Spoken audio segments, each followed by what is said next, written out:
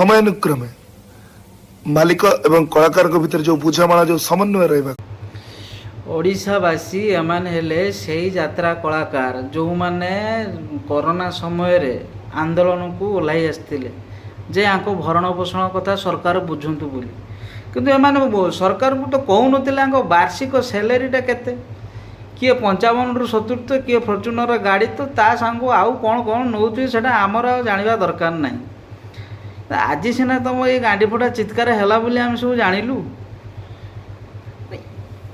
ଏତେ ସାଲେରୀ ପାଉଥିଲା ବେଳେ ତୁମର ବର୍ଷେ ଗୋଟେ କାମ ବନ୍ଦ ହେଇଗଲା, ତୁମେ ରାଜରାସ୍ତାକୁ ଓହ୍ଲେଇ ଆସିଲ। ଆଚ୍ଛା ତାର ଖଟିଖିଆ ଲୋକଟା କଥା ଚିନ୍ତା କରୁନୁ।